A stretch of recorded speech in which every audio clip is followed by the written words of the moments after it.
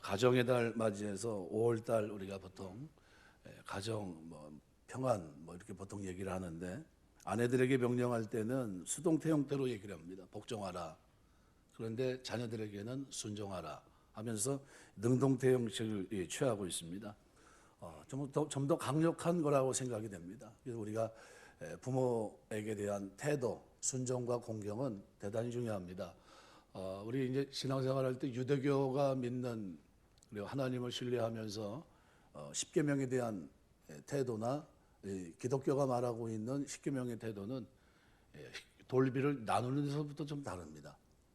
기독교는 1계명에서 4계명, 6계명에서 10계명을 나누고 있다면, 유대교는 1계명에서부터 5계명까지를 하나의 돌비에 집어넣고 있습니다. 그래서 그런 부분이 아무래도 우리가 생각해야 될 부분이 아닌가. 그래서 존 스타트 같은 목사님들은 이런 부분을 설명하면서 전통적으로 유대교의 구분이 옳다 이렇게 얘기합니다. 이게 무슨 얘기냐면 좀 더 강조돼야 된다는 거예요. 우리가 부모에 대한 순종, 공경은 대단히 중요한 것이고, 그래서 유대법 아래서 자기 부모를 저주하는 자나 때로는 또는 부모의 관계에서 구제할 수 없는 자에게 최고의 극형, 죽음에 처하게 되는 것은 바로 그러한 이유로 우리가 볼 수 있습니다. 그래서 바로 존 스타트 목사님이 주로 인용하는 말씀이 레위기 20장 9절 말씀입니다. 누구든지 자기 아버지나 어머니를 저주하는 자는 반드시 죽일지니 그가 자기 아버지나 어머니를 저주하였은지 그의 피가 자기에게로 돌아가리라.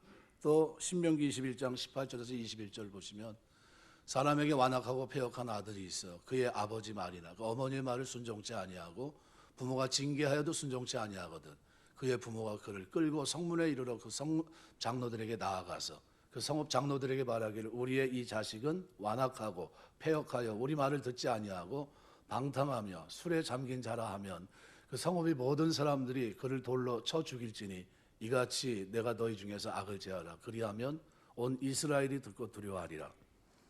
굉장히 어린이날 어떻게 보면 어린이 주간인데 굉장히 좀 무겁게 시작하는 것 같습니다. 한 화가가 세상에서 가장 아름다운 그림을 그려보려고 여러 사람을 이제 찾아봅니다. 어떤 그림을 그려야 될까? 그래서 제일 먼저 그리고 싶었던 아름다운 그림. 그래서 종교인에게 가서 물어봐요. 세상에서 가장 아름다운 게 뭡니까? 믿음입니다. 가르쳐줘요. 그런가 보다 하고 돌아서서 이렇게 보니까 이제 한참 연애를 하고 있는 자매를 모습 봤습니다. 자매에게 물어봐요. 세상에서 가장 아름다운 게 뭡니까? 그거야 물론 사랑입니다. 그럴 수 있겠다 생각했어요. 그리고 또 돌아서서 이렇게 보니까 전쟁 중에 전쟁이 끝나고 돌아가는 아주 지친 병사를 만났습니다. 세상에서 가장 귀한 게 뭐라고 생각합니까? 그랬더니 평화라고 생각합니다. 물어보니까 이것저것 어느 정도 대답이 됩니다. 믿음, 사랑, 평화. 이것이 좀 들어가 있는 그림을 한번 그리고 싶은데 마땅치가 않아요. 고민하다가 집에 들어갔는데 집에 문을 열고 초인종을 벨을 눌렀더니 제일 먼저 나오는 게 누굽니까? 자녀들이 뛰어나와요. 그래서 아버지 팔에 안기고 가슴에 안기고 하면서 그때 이제 뭘 봅니까? 나를 신뢰하는 아이들의 모습. 거기서 믿음을 봅니다. 좀 있다 보니까 뒤에 누가 서 있습니까? 자기 아내가 서 있어요. 사랑하는 모습으로 서 있는 그 모습을 보면서 거기서 또 사랑이라는 주제를 발견하게 되고, 그런데 놀랍게도 그 자리에 서 있는 자기에게 평안이 깃들다는 겁니다. 평안한 마음이 생기는 거예요. 그래서 자기가 깨달아요. 그렇구나.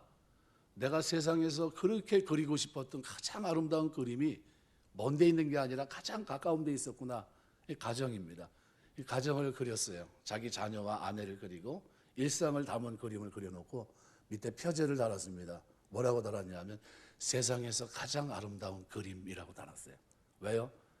그 속에 믿음, 사랑, 평화가 공존하는 겁니다. 여러분 가정이 그런 가정 되시길 주의 이름으로 축원합니다.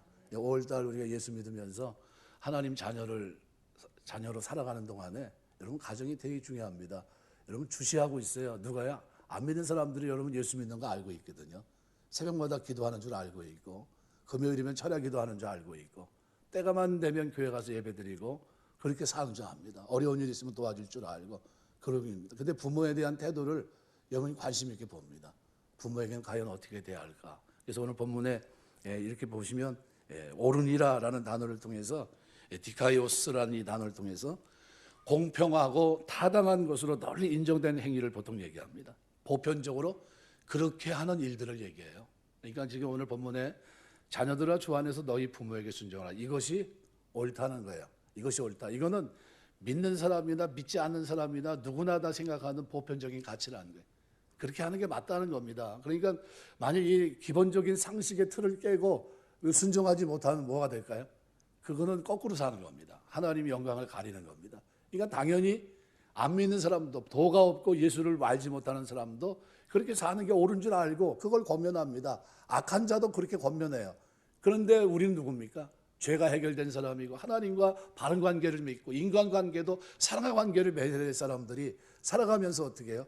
이 옳은 이 삶의 자리로 우리가 나아가지 못하면 그거는 잘못된 겁니다. 구원에 대한 올바른 태도가 될 수 없습니다. 그래서 우리가 그리스도의 관계 속에서 오늘 우리는 순종하고 마땅히 옳은 그 길을 택하고 우리가 나가야 됩니다. 여러분에게 그런 은혜가 있게 되시길 주의 이름으로 축원합니다. 예배소서는요, 우리가 볼 때 우리 어렸을 때 여러분 이 동네마다 전에는 왜 이렇게 폐결핵이 많은지 몰랐어요.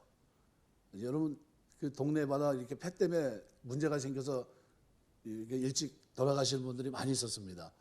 그게 뭐 아버지가 됐든 어머니가 됐든 때로는 우리 친구들인 경우도 많이 있었어요. 그래가지고 좀 예방주사가 나오고 했는데 그것도 좀 쉽지 않고 굉장히 어려운 때가 참 많았습니다. 요즘은 그래도 어느 정도 뭐 치료약도 있고 했지만 옛날에는 어때요? 조선시대 같은 때로 얘기한다면 말로 표현할 수 없었겠죠. 그런데 지금 여기 예배소서는 언젠가 2000년 전 얘기입니다. 그 당시에 사회상을 이렇게 연구했던 성경학자들이 뭐라고 얘기냐면 바울이 전한 이 예배소서의 메시지는 그 당시 10살 이전에 39%에서 50%가 죽어가는 세상에 이 메시지를 준 거라는 겁니다. 그러니까 여러분 가만히 생각해 보십시오. 여러분 자녀 가운데 10살 이전에 39%에서 50%가 죽는다 그러면 무슨 얘기냐면 절반 정도는 살고 절반은 죽는 겁니다. 그런 세상에 누가요? 바울이 복음을 전한 겁니다. 예수 믿으면 어떻게 해요? 이 땅에서 잘되고 장수한다는 얘기를 한 겁니다. 이것이 옳은 것이고 이것이 공경하는 것이 옳다. 바로 그 얘기를 하고 있는 겁니다. 그럼 이 말이 그 당시 사람들에게 어떻게 다가왔을까요? 굉장히 큰 충격으로 다가왔을 겁니다. 왜요? 어찌할 수 없이 죽을 수밖에 없는 뭐 치료약이 있습니까? 방법이 전혀 없거든요. 그런데 지금 복음 안에서 하나의 길을 제시합니다. 마치 탈출구 같아요. 그 시대 속에서 좀 잘되고 장수하는 길이 있다는 겁니다. 그게 뭐냐? 바로 오늘 본문이 얘기하고 있는 부모에게 순종하는 것이고 공경하는 것이고 사람들이 옳다고 얘기하는 그 길이라는 겁니다. 바로 그 길이에요. 그래서 이 부모 공경은 대단히 중요합니다. 그래서 오늘 저는 이 부분을 한 3가지 정도로 잠깐 생각하면서 결론부에 제가 신명기 6장의 쉐마를 여러분에게 설명드리면서 그것이 왜 중요한지 성경이 왜 그것을 왜 강조했는지 그것을 이해하시면서 여러분 자녀들을 한번 생각해 보시면 좋을 것 같습니다. 5계명의 위치가 대단히 중요합니다. 첫 번째 돌비의 유대교는 집어넣고 있어요. 그만큼 중요하다는 겁니다. 사람과 사람 사이에 지켜야 될 계명 가운데 하나님께서 우리에게 가장 첫 번째 으뜸이 되는 계명으로 주신 것이 부모 공경입니다. 그래서 라틴어로 호노스라는 이 단어는요, 높이 평가하다 또는 존경하다, 최고로 친다는 뜻입니다. 이 공경하다라는 이 단어 히브리어에서 나온 말이 무겁다는 뜻입니다. 우리말로. 그러니까 무겁다는 동사에서 파생된 명사가 우리 몸의 간장이라는 뜻입니다. 여러분 우리 몸에서 제일 무거운 데가 어디입니까? 간장입니다. 근데 체중의 50분의 1 되고 약 3파운드 됩니다. 그러니까 몸에서 간이 중요한 역할을 하듯이 부모님은 중요하고 귀중하고 아주 귀하게 여겨야 된다는 겁니다. 최고로 높이 평가해야 된다는 겁니다. 이 부모 공경이에요. 이거 공경하라는 헬라어라는 후하게 갚으라는 뜻입니다. 부모 은혜에 후하게 갚아야 돼요. 그러면 우리 예수 믿는 사람들은 어떻게 해야 됩니까? 최소한 2가지 삶의 틀이 있습니다. 하나는 누구든지 생각하는 옳으니라라는 틀이 있고 또 하나는 뭐예요? 그거보다 좀 한 걸음 더 나가서 공경하는 삶의 틀이 있는 겁니다. 여러분 우리가 이 2가지 틀에서 누가 볼 때요? 바깥에서 사람들이 나를 쳐다볼 때 최소한 이 2가지 틀에서 밑으로 내려가지 않게 되시길 주의 이름으로 축원합니다. 좀 우리가 어떻게 해요? 기본적인 선은 지켜야 돼요. 저 정도는 해야 돼. 라는 선을 해야 됩니다. 무슨 얘기냐 하면 우리 부모님에 대해서 어떤 안 믿는 사람들이 그렇게 악하고 정말 참 사람이 저렇게 잔인할 수가 없는 사람이라고 아주 매정한 사람이라고. 근데 그런 사람이 부모에게 어떻게 해요? 한갑잔치 해주고 칠순잔치 해줘요. 그러면 뭐예요? 옳은 겁니다. 잘하는 거예요. 근데 예수 믿는 사람이 자기 부모에 대해서 많이 한갑잔치도 안 해주고 칠순잔치도 안 해줘요. 그러면 됩니까 안 됩니까? 일단 대답 한번 보세요. 돼요 안 돼요? 안 되는 거죠. 왜? 옳은이라는 게 무슨 얘기입니까? 남들도 그렇게 하는 거면 그 수준은 할 수 있어야 된다는 거예요. 그래서 쉽게 말하면 남들이 악한 사람도 그렇게 산다면 최소한 선한 도리를 갖고 있는 사람들은 그 정도 선은 지켜줘야 되지 않느냐는 거예요. 마지노선이다. 그게 이거 남들이 봐도 공감하는 부분 그 선까지는 가야 돼요. 그 다음에 거기서 한 걸음 더 나가는 게 뭡니까? 공경입니다. 노아 홍수 창세기 9장에 보시면은 홍수가 났는데 이제 다 끝나고 이제 다 이제 모든 것이 회복이 됐습니다. 농사를 져서 포도 농사를 졌고 또 그 술에 취해서 벌거벗고 자요. 노아는 그게 부끄러움인 줄 모르고 아버지는 누워 있는데 아들 셋 가운데 하나 함이 먼저 봅니다. 가서 봤는데 어때요? 기가 막혀요. 보지 못할 걸 봤어요. 그러면 어떻게 해요? 지금 감춰야 되는데 그러지 못하고 어떻게 자기 형제들한테 와서 얘기합니다. 야, 아버지가 지금 아주 난장판이야. 이거 말도 표현이 안 돼. 그러면서 흉을 봅니다. 근데 그 흉내는 그 모습을 가만히 듣고 있던 셈과 야벳이 어떻게 합니까? 그거를 들고 옷을 가지고 가서 뒷걸음질 쳐 들어가서 어떻게 해요? 덮어줘요. 이게 부모에 대한 공경의 태도입니다. 후하게 덮는 거. 그래서 나중에 결국 어떻게 됩니까? 그 일로 인해서 셈과 야벳은 괜찮지만 함은 공경하는 것을 배울 수밖에 없는 종의 신세가 됩니다. 후손들이 다 어떻게 돼요? 오고 오는 시대의 종이 됩니다. 종. 그게 함의 자손들이에요. 함의 자손들. 뭐 때문에 그랬습니까? 부모 공경에 대해서 후하게 갚지 못하는 태도. 그것이 결국은 그 후손을 그렇게 힘들게 한 겁니다. 여러분 우리가 살아가면서 부모에게 잘하시게 주의 이름으로 축원합니다. 여기 칼빈은 그래서 이렇게 얘기합니다. 우리가 이해하지 못해서 모순같이 보이지만 하나님 나라에 올라가면 다 이해된다. 부모 공경을 하지 않았는데도 오래 사는 것은 그 사는 자체가 하나님의 벌이다 그랬어요. 이거 부모 공경은 어떻게 해요? 필연적이라는 겁니다. 이거는 내가 해야 될 일이다. 나폴레옹이 폴란드를 침공했습니다. 나라는 무너진 풍전등화하고 이런 중에 영주가 만찬에 초대를 합니다. 그런데 황제니까 당연히 어떻게 상석에 앉을 줄 알았는데 영주가 세 번째 자리에 앉힌 거예요. 기분이 나쁘겠죠. 보좌관들이 난리가 났습니다. 무슨 소리 하는 거냐. 이게 지금 황제를 모셔놓고 식사 자리에 아무리 영주지만 세 번째 자리가 뭐냐. 그런데 조금 있다 보니까 잠깐 기다려 보십시오. 그러더니 가서 들어가서 어머니 아버지를 모시고 나옵니다. 첫 번째, 두 번째 자리에 어머니 아버지를 앉혀요. 그러니까 나폴레옹이 그 모습을 보면서 칭찬합니다. 집안에 이렇게 연세 많으신 노모를 보시면서 높일 줄 아는 이 모습이 너무나 아름답다는 거죠. 우리가 이게 높일 줄 알아야 돼요. 높일 줄 알아야 됩니다. 이것이 공경이에요. 그래서 탈무드에는 여러분 잘 아는 제가 비유를 얘기했는데 아버지께 살찐 고기를 잡수도록 해도 지옥 가는 아들이 있고 아버지를 방앗간에서 일하도록 해도 천국 가는 아들이 있다고 얘기합니다. 무슨 얘기냐면 식사를 하는데 육고기와 생선이 가득 찼어요. 말 그대로 진수성찬입니다. 그런데 아버님이 야 오늘 이렇게 준비를 잘했냐.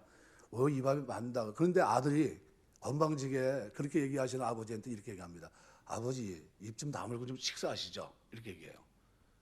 잘한 말입니까? 못한 말입니까? 대답 좀 한번 해보세요. 잘못한 겁니다. 그죠? 어디 아버님이 이렇게 얘기를 했는데 거기다 대고 입 다물고 좀 식사하세요. 이렇게 얘기할 수 있겠습니까? 그죠? 이런 놈은 지옥 간다는 거예요. 그런데 징병이 있습니다. 징병. 군대에서 지금 한 가족당 하나씩 가병으로 하나씩 나가야 돼요. 이제는.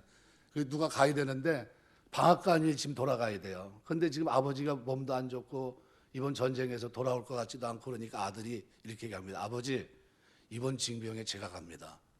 아버지가 방앗간을 맡아주십시오. 그리고 군대 누가 갑니까? 아들이 가요. 이런 아들은 어떻게 된다고요? 아버지를 방앗간 일하도록 해도 천국 가는 아들이 있다는 거예요. 아버지 힘들게 어떻게 보면 세상 말로 요즘 말로 노가다를 시키는데 그래도 천국 가는 아들이 있다는 거예요. 왜요? 아버지를 배려하는 거니까. 여러분 부모 공경에 대해서 여러분 좋게 하시길 주 이름으로 축원합니다. 여러분 좋은 태도 가지고 살아야 돼요. 이게 중요합니다. 그래서 이 순종하라고 하는 이 말이요, 휘파코라는 말이 언어적으로 세 가지 의미가 있습니다. 그래서 프리버그 헬라어 사전에 보면 세 가지, 듣는 것, 복종하는 것, 의무를 수행하는 것, 이렇게 표현합니다. 그러니까 자녀들이 부모님에게 해야 될 것이 뭐냐면 부모님 말씀을 듣고 복종하고 마땅히 의무를 수행하는 것, 이게 순종이라는 거예요. 여러분 우리 자녀들이 주 안에서 순종하는 자녀 만드시길 주 이름으로 축원합니다. 이번 이 중 하나라도 이행이 되지 않으면 참된 의미로서 순종이라고 할 수 없는 겁니다. 여러분 우리가 순종해야 돼요. 이게 순종하는 것이 뭐하다고요? 옳으니라. 이건 왜 보편적인 사람도 그렇게 산다는 거예요. 우리도 예수 믿는 사람들은 당연히 순종해야 되는 겁니다. 거기서 한 걸음 더 나가서 어떻게 해요? 공경해야 돼요. 후하게 갚는 태도를 가지고 살아야 되는 겁니다. 이 부모에 대해서 듣고 복종하고 의무를 수행하는 정도, 여기서 그치지 말라는 거예요. 공경하는 태도, 호노스로 가야 돼요. 호노스로. 후하게 갚아야 돼요. 내가 부모님 아니고서 내가 오늘 내 이 자리에 어떻게 섰겠습니까? 라는 태도를 가지고 살아갈 수 있어야 된다는 겁니다. 이게 우리가 얘기하고 있는 아주 중요한 메시지가 아닌가 생각이 됩니다. 여러분 자녀들은 부모에 대한 태도가 일관돼야 됩니다. 우리가 아까 492장 찬송을 불렀는데요, 세계 1차 대전 때 이런 일이 있었습니다. 자기 가정 이제 아들이 입대를 하게 됐는데 훈련이 다 끝났고 이제는 전선에 배치가 됩니다. 그때 당시에 전선이 말 그대로 죽음의 사선을 넘나드는 전선이기 때문에 마지막 배를 타고 가는데 너무나 위태로울 때니까 이제 아들 가는 모습을 보게 돼요. 배를 타고 이제 환송을 하게 되는데 시체도 찾지 못할 정도의 어려운 시기인데, 여러분 그 자식을 전쟁터에 내보내는 부모 마음이 오직하겠습니까? 제가 군대 갈 때 저희 어머니가 같이 왔어요. 아버지는 뭐 기억이 없는데 어머니가 왔는데 왜 이렇게 우시는지 몰라요. 죽으러 가는 것도 아닌데. 그런데 거기 왔던 그 어머니들은 다 울더라고요. 뭐 아들들이 죽으러 가는 것도 아닌데 군대 그 들어가는 거기서 다 우세요. 그냥. 그러니까 여자들은 다 울어요. 남자들은 멀쩡한데. 남자들은 멀뚱멀뚱 쳐다보고 있는데 여자들은 다 울고 계세요. 예, 그게 군 이제 입대하는 겁니다. 입대. 실감이 거기서 실감이 납니다. 머리 깎을 때도 실감이 안 나는데 우는 거 보고 실감이 나. 이게 내 진짜 군대 들어가는 거구나. 실감이 좀 되는데 이때도 마찬가지였을 것 같아요. 1차 대전 전쟁 중에 그것도 전쟁터에 지금 나간다. 훈련이 끝났고 이제 싸우러 나간다고 생각해 보세요. 이게 울음이 안 나오겠습니까? 울죠. 근데 이때는 아버지도 같이 나간 것 같아요. 아버지가 얼마나 뭐 가슴에 속이 타겠습니까? 근데 배를 타고서 이제 작별 인사를 하는데 부모님이 안타까워하는 모습 보니까 아들이 너무 자기도 가슴이 미어지는 거예요. 배 타고 가면서 마지막으로 이렇게 얘기합니다. 아버지, 어머니, 제가 만약 돌아오지 못한다 할지라도 저 영원한 하늘나라 가서 만나게 될 줄 믿습니다. 이 말이 얼마나 가슴이 미어집니까? 배가 점점점 멀어져서 점이 되고 이제 사라졌어요. 그 자리에 가만히 서 있고 움직이질 못하는 겁니다. 그 아들이 방금 남긴 인사말을 생각하면서 아버지가 한 편의 시를 썼습니다. 그 시가 우리 좀 아까 불렀던 492장이에요. 잠시 세상에 내가 살면서 항상 찬송 부르다가 날이 저물어 오라 하시면 영광 중에 나아가리. 열린 천국문 내가 들어가 세상 짐 내려놓고 빛난 면류관 받아쓰고 주와 함께 다스리리. 이 찬송입니다. 그냥 나온 겁니까? 그냥 나온 찬송이 아니에요. 이제 못 만날지 모른다. 하지만 천국에서는 만나자. 이 얘기를 누가 하고 있는 겁니까? 아들이 하고 있고 아버지가 하고 있는 겁니다. 이 세상 부모 가운데 자식 사랑하지 않는 부모가 어디 있습니까? 부모의 말씀에 순종하는 것은 이건 절대적으로 옳은 것이고, 그리고 거기서 한 걸음 더 나가서 어떻게 해요? 공경해야 되는 겁니다. 여러분 우리 자녀를 어떻게 키워야 됩니까? 공경하는 자녀로, 순종할 수 있는 자녀로 이렇게 키워야 됩니다. 이 공경이란 말은 말 그대로 공손과 존경입니다. 공손한 마음으로 부모 높이 받들어 섬기고 존경하는 자세로 부모님 말씀을 순종하는 이런 겁니다. 노아의 아들을 빗대어 얘기하면 누가 공경한 아들이고 누가 공경하지 못한 아들입니까? 셈과 야벳은 공경한 아들이고 함은 공경하지 못한 아들입니다. 아들이지만 어떻게 해요? 부모에 대해서 잘못된 태도를 가졌습니다. 그래서 골로새 3장 20절은 이렇게 말해요. 자녀들아 모든 일에 부모에게 순종하라. 이는 주 안에서 기쁘게 하는 것이다. 하나님 기쁘게 하는 거란 겁니다. 그리고 우리가 예수 믿고 구원받고 효를 행해야 돼요. 잠언 23장 25절 보면 내 부모를 즐겁게 하며 너 낳은 어미를 기쁘게 하라고 그랬습니다. 그러면 논어에 보면 이런 얘기가 있습니다. 논어에 보면 부모를 먹여 살리는 것이 효라고 하면 짐승을 기르는 것보다 나을 것이 뭐냐 이렇게 얘기했습니다.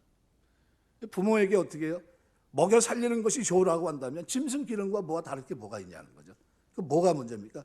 의식주만 해결해주고 마음 정성을 들이지 않는 보살핌, 공경이 되지 않는 이 보살핌은 잘못된 거라는 거예요. 이 세상 가치를 가지고 있는 논어에도 이렇게 얘기합니다. 그러면 예수 믿는 사람은 어떻게 해야 됩니까? 반드시 공경하는 효를 행할 수 있는 자녀로 키워야 되는 겁니다. 디모전서 5장 4절 보면 만일 어떤 과부에게 손자들이 있거든 저희로 먼저 자기 집에서 효를 행하여 부모에게 보답하기를 배우게 하라. 이것이 하나님 앞에 받으실 만한 것이니라. 이 하나님 앞에 받을 만한 겁니다. 오늘 우리 이 예배에 참여한 여러분 가정 자녀손들이 다 하나님 앞에 공경하는 자녀 되시길 주의 이름으로 축원합니다. 부모 공경할 줄 알아야 돼요. 순종하고 공경 이것이 옳으니라 하나님께서 우리에게 정한 겁니다. 이렇게 살면 하나님은 우리에게 뭘 주십니까? 잘되고 장수하리라는 두 가지 약속을 주십니다. 효도하는 사람에게 그죠? 공경하는 자에게 순종하는 자에게 주시는 상급입니다. 이게 두 가지가 가만히 보면 시제는 다릅니다. 잘되고 부정과거 시제입니다. 격언적 부정과거라고 얘기를 하는데 이건 뭐 잘되리라는 축복이 이미 일어난 일이나 다름없는 아주 확고한 진리라는 것을 나타냅니다. 또 이거 장수하리라 미래 시제입니다. 장수의 복이 확실하게 일어날 축복이라는 겁니다. 시제는 달라요. 하지만 약속의 확실성을 얘기해 줍니다. 이거 부모에 대한 순종, 부모에 대한 공경이 대단히 중요하다는 거예요. 이렇게 해야 됩니다. 그런데 부모 공경과 순종을 가르쳐야 될 가정교육이 무너졌습니다. 언제 무너졌냐 하면요. 산업화가 되면서 무너졌어요. 영국이 산업화되기 시작하기 전까지만 해도 그래서 어디 교육이 가장 강조점이 있습니까? 가정교육이요. 여러분 지금도 마찬가지입니다. 가정교육이 가장 중요합니다. 여러분 학교 교육은 영향을 배우는 학생에게 3% 준다고 합니다. 3%. 교회 교육은 배우는 교육을 통해서 2% 정도 영향을 준다고 합니다. 가정교육은 몇 프로 정도 영향을 주는지 아세요? 95% 준다고 합니다. 95%. 그런데 놀랍게도요. 가정에서 예배를 안 드립니다. 가정에서 기도하지 않고 가정에서 말씀을 가르치지 않아요. 지금 한국 교회가 유럽이 걸어간 길을 그대로 갑니다. 산업화가 되면서 교회 가정교육이 어디로 넘어갔습니까? 교회 교육으로 넘어갔어요. 어떻게 됐습니까? 무너졌어요. 유럽이 다 무너졌고 미국으로 넘어가서 무너졌고 이게 쭉 돌아서 우리나라 왔어요. 처음에 부흥하는 것 같은데 지금 산업화돼 가면서 점점점 잘 살아보자 하면서 쭉 갔는데 보니까 애들은 다 어디가 있어요? 잘 살아보는데 다 가 있어요. 산업화 현장에 다 가 있습니다. 하나님 섬기는 자리에서 다 떠나갔어요. 뭐가 문제입니까? 교육이 무너진 거예요. 어떤 교육이 무너진 겁니까?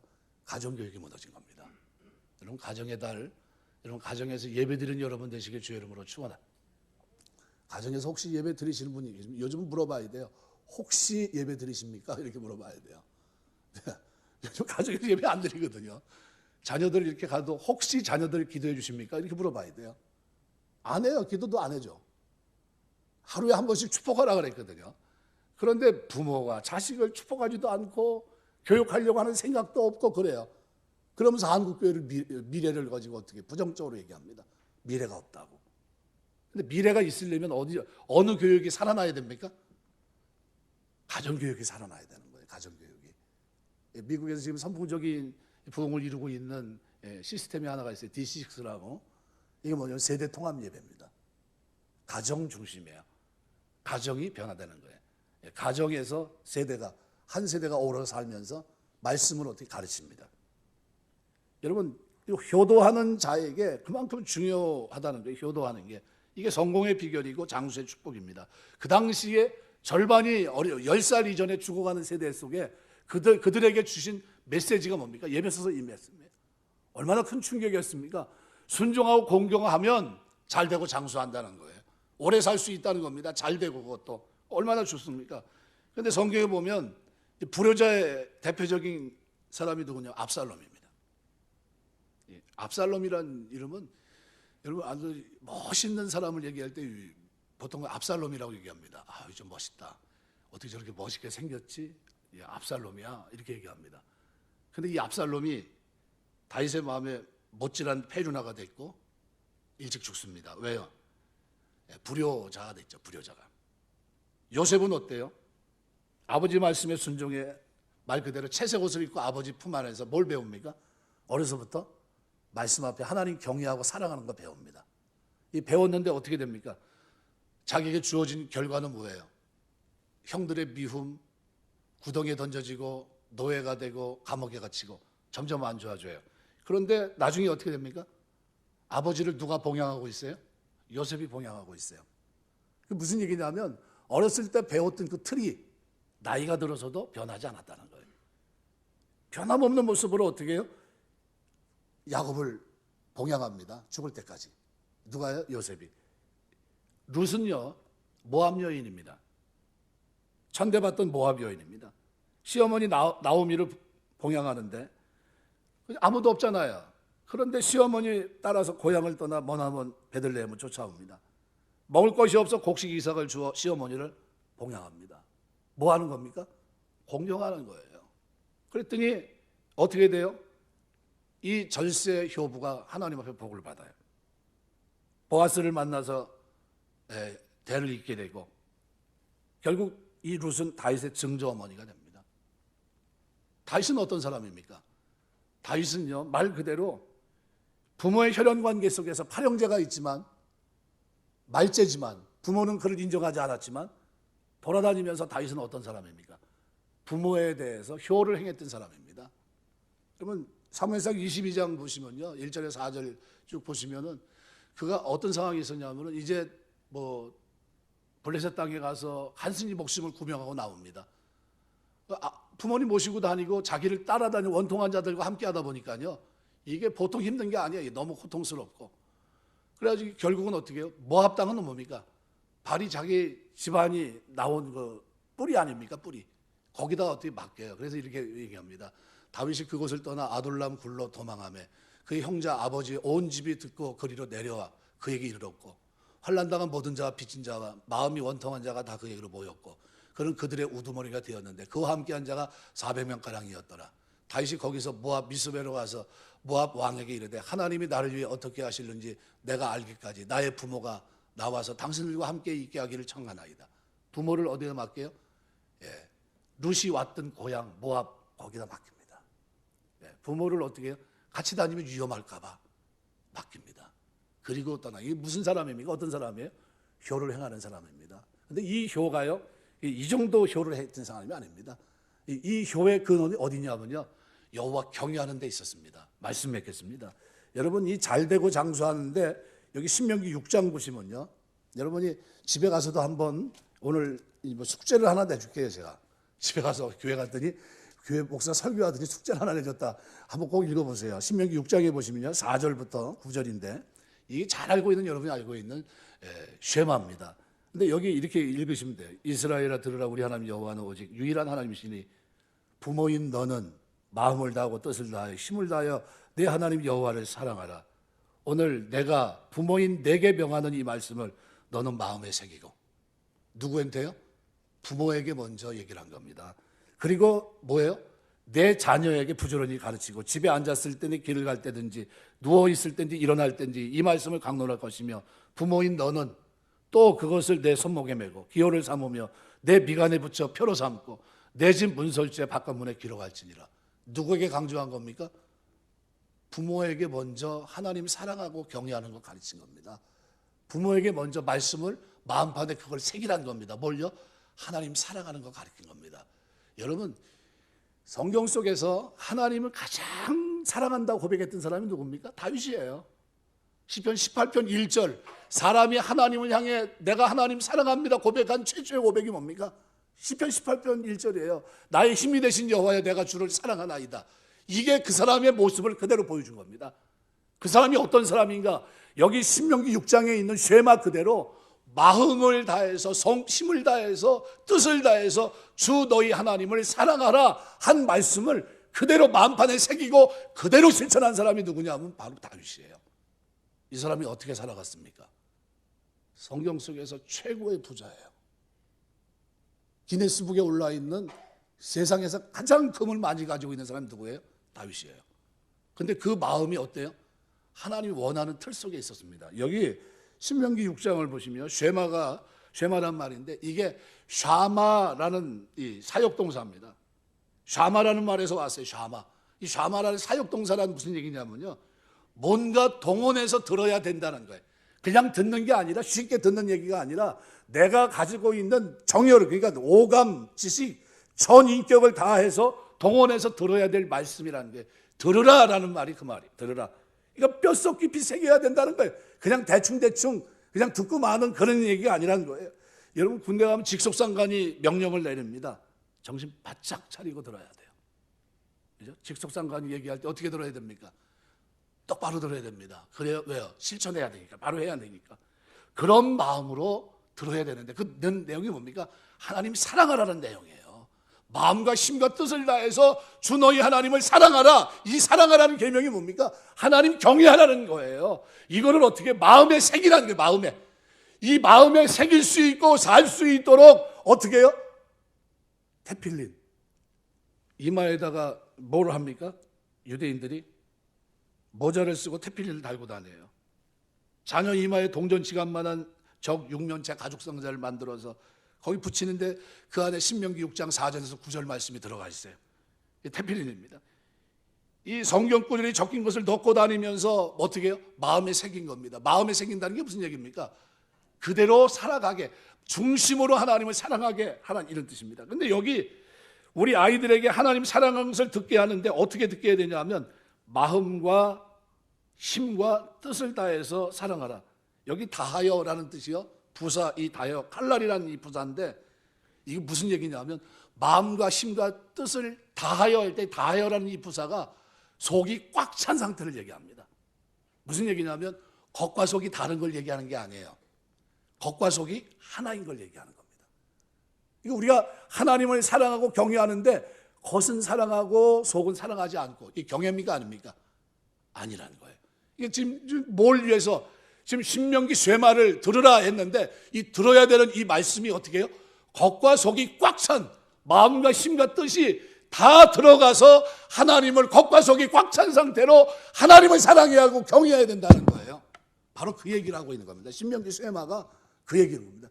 그거를 위해서 지금 뭐라고 얘기하는 겁니까? 그거를 가지고 마음에서부터 이렇게 고백하는 겁니다. 하나님, 저에게 이런 말씀을 주시니 감사합니다. 절대 잊지 않겠습니다. 제가 잊지 않으려고요. 제가 이마에 테필린을 달았습니다. 또 뭐요? 문설주와 바깥문에 말씀을 그대로 기록합니다. 메주자를 어떻게 해요? 달아놨습니다. 이 뭡니까 이게? 말씀을 왜 달고 다녀요? 내가 마음을, 중심을 다해서, 힘을 다해서, 뜻을 다해서 하나님 경외합니다. 이거를 어려서부터 가르치는 거예요.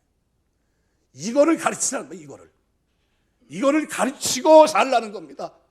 부모인 너는 그렇게 살라는, 부모인 너는 이거를 가르치라는 거예요. 하나님 공경하는 걸 가르치라는 거예요. 경외하는 것을. 이거를 가르치면 하나님이 어떻게 하시겠다는 겁니까? 축복하겠다는 거예요. 그래서 여러분 가만히 보세요. 20세기를 주도한 세계 지식인 21명 가운데 15명이 유대인이에요. 미국에 유대인이 700만 명이 있고요. 이스라엘 땅에 700만 명이 있어요. 세계 인구의 0.2%입니다. 노벨상 수상자 300명 가운데 100명이 유대인이고요. 미국 최상위 가정 40가정 가운데 20가정이 유대인 가정이에요. 미국 변호사 70만 명 중에 20%인 14만 명 이상이 유대인이고요. 미국 유명 대학 교수 25%에서 35%가 유대인입니다. 그중에 대학 총장, 주요 행정 책임자, 정책 결정자 90%가 유대인이에요. 세계 5대 메이저 그룹의 CEO가 유대인이에요. 인구는 얼마 된다고 고작? 이스라엘 땅, 미국 땅 다 합쳐봐야 기껏해야 1,400만 분이 안 돼요. 또 한때는 600만이나 죽었잖아요. 그런데 어떻게 이런 놀라운 결과, 상상 초월의 결과를 추구하죠? 딱 한 가지 가르쳤기 때문에 그래요. 나라가 없는 슬픔 속에서도, 어려움 속에서도 부모가 목숨 걸고 가르쳤습니다. 그게 뭐냐 하면 들으라 쉐마 이스라엘이에요. 하나님 말씀 어떻게 해요? 속이 꽉 찬 상태로 들어서 하나님 경외하는 거 가르친 겁니다. 누가요? 부모가. 내가 경외하고 내 자식이 경외할 수 있도록 만든 거예요. 가정교육이 살아있었고 이 가정교육이 회당교육에서 그대로 확인이 된 거예요. 그래서 13세 성인식 하기 전까지 이 사람들은 뭐 합니까? 모세오경 다 외워요. 어려서부터. 미친 듯이 외웁니다. 왜요? 이것이 하나님 사랑하는 길이기 때문에, 그분이 나에게 한 말씀이기 때문에, 내가 그분을 경외해야 되기 때문에, 마음을 다해서 하나님을 사랑해야 되기 때문에 이 사람을 어떻게 해요? 이 민족을 하나님이 붙드시고 축복하신 겁니다. 여러분, 우리 자녀들 학원 공부 잘하고 어려서부터 뭐 이렇게 해가지고 뭐 하면 잘할 것 같은데 그거는 부분적인 겁니다. 진짜 핵심적인 사항은 뭐냐면 하나님과 바른 관계, 부모와 바른 관계예요. 이 관계가 하나님이 승인할 정도의 축복이 되면 그 인생은 하나님이 책임지는 줄 믿습니다. 하나님이 세우실 줄 믿습니다. 바로 그런 가정을 만들어야 돼요. 그런 자녀를. 우리 신앙생활을 하면서 여러분 그런 자녀 만드시길 주의 이름으로 축원합니다. 어떤 자녀입니까? 속이 꽉 찬 상태로 하나님 사랑하는 자녀, 경외할 줄 아는 자녀, 이 자녀 만들라는 거예요. 말씀 맺겠습니다. 순종하는 게 옳다 그랬어요. 누구도 생각해도 보편적인 생각이 그렇다는 겁니다. 그 시대 자체가 그렇게 봤어요. 그런데 오늘 바울은 10살 이전에 50%가 죽어가는 그 세상에 오늘 새로운 메시지를 던져줍니다.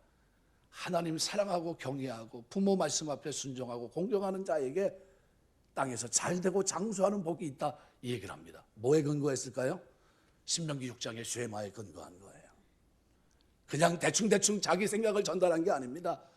신명기 6장에 있는 이 말씀을 듣는 그들이 어떻게 듣느냐, 그리고 어떻게 살아가느냐, 부모가 어떤 태도를 가지고 있느냐, 부모가 자식을 어떻게 가르쳤느냐, 이 결과가 그 역사 속에서 그들에게 이렇게 나타난 겁니다. 그러면 여러분, 우리가 어떻게 살아야 될까요? 우리 자녀들에게 어떻게 가르쳐야 될까요? 우리는 자녀들에게 본이 돼야 됩니다. 하나님 경외하고 사랑하는 것에 본이 되시길 주의 이름으로 축원합니다. 가정의 달, 여러분 다른 건 볼 거 없어요. 내가 본이 되지 못했구나. 하나님, 내가 자식 앞에 본이 되게 하시고 하나님 사랑하는 거, 경외하는 거 본이 되게 하시고 내가 이것을 보여주고 살고 내 자녀를 가르칠 수 있도록 도와주셔서 자자손손 하나님 마음을 다해서 속이 꽉 찬 상태로 하나님 사랑하고 그런 가운데 하나님이 잘되고 장수하게 하시는 축복을 누릴 수 있도록 하나님 붙들어 주옵소서. 이 기도를 들으시고 이와 같은 삶이 저와 여러분의 아름다운 삶이 되시길 주의 이름으로 축원합니다. 기도하겠습니다.